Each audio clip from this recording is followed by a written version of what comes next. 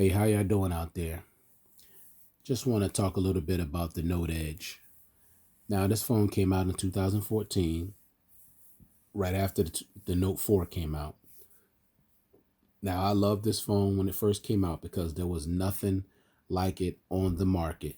As you can see, the second screen that was separated from the main screen. That's why they called it the Note Edge. There's things you could do with the Edge. You had all these different options. And I love that sports and your steps, and you can get the weather, just so many things you could do with this phone. Now, this phone had a 5.6-inch Super AMOLED Quad HD display with a resolution of 2560 by 1440.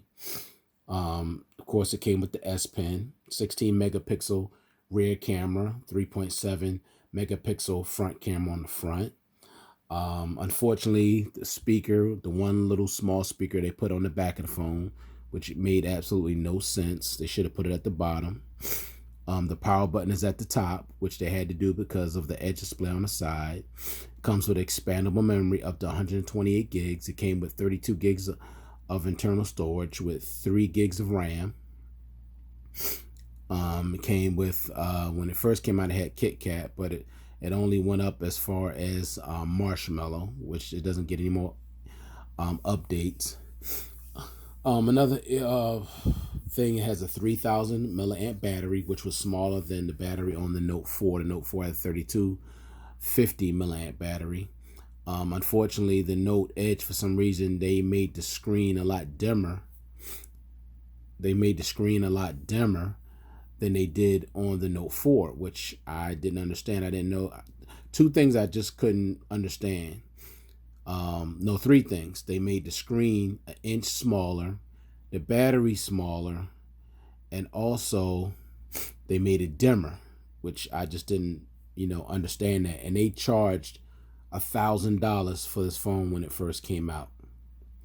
Now, I got this phone mainly because there was just no other phone like this phone on the market. It was just so unique because of that Edge display. Now, this display worked separately from the main screen, and that's what made it so unique. But if you needed to access something, you could just press that and boom, it'll take you right into the main screen, which I love that.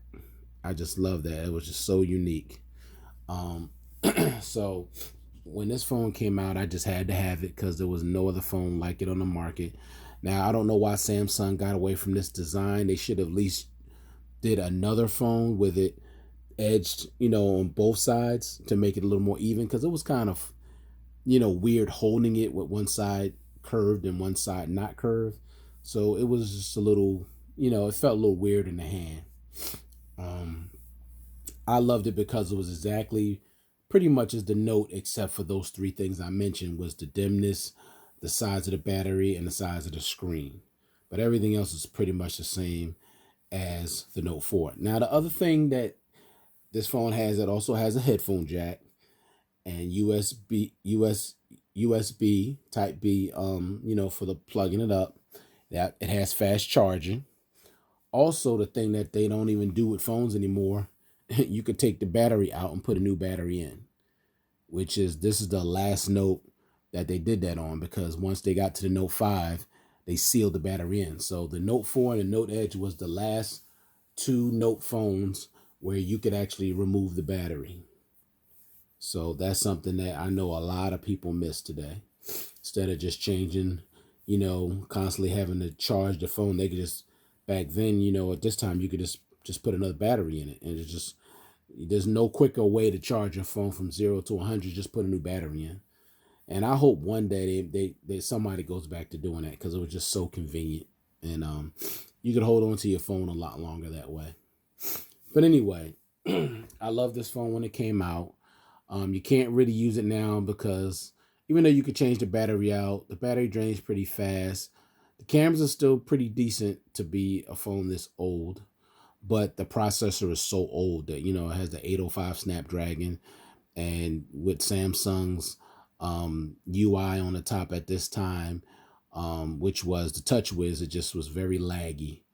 So if you don't like lag, you just don't want to mess with this phone at all. But the cameras on this phone and the video on this phone is still really pretty good. I mean, I gotta say that. Of course, the S Pen still works.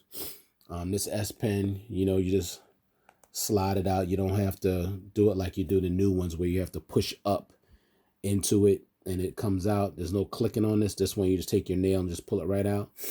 Now, what I liked about this S Pen, which I miss with the newer ones, this S Pen just felt so much more sturdy. I mean, really sturdy, not flimsy. The newer ones write so much smoother, but they're a little flimsy to me, and it just seemed like you could easily break those, and they're thinner. This one was just had a good sturdiness to it, and I liked it. It just wasn't as smooth, but I like the sturdiness to it. Now, the S Pen is what separates this phone, what separated this phone from any other phone in the market, and still does with the newer notes. Because of this S Pen, it could do so much. You could copy, you could paste, you could screenshot. On this one, you still had Action Memo, you had Smart Selects, Screen Write, you had your S Notes, and then you could add, more things to it if you like. And you just tap that and you go back to the regular screen. Also, you had the memo where you turn the screen off, you take the S Pen out on, the off-screen memo, and you could just start writing on the screen with the screen is off. Now, that's awesome. And you could save it, or you could delete it, or you could just erase it. So that was cool. I love that.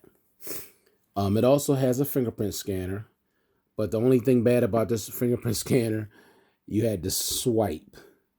Now, it wasn't the hardest thing to do, but it wasn't the most accurate way of doing it. The Note 5 is when you could just put your finger over the fingerprint and it would pop open. But Samsung was just getting into the fingerprint thing with the Note 4 and the Note Edge, and you had to swipe with your thumb in order to open it. So, that's just the way it was at that time. And a lot of people didn't like that. They were very frustrated by that, and they just couldn't stand that. So, but that's just the way technology was at that particular time with that particular phone.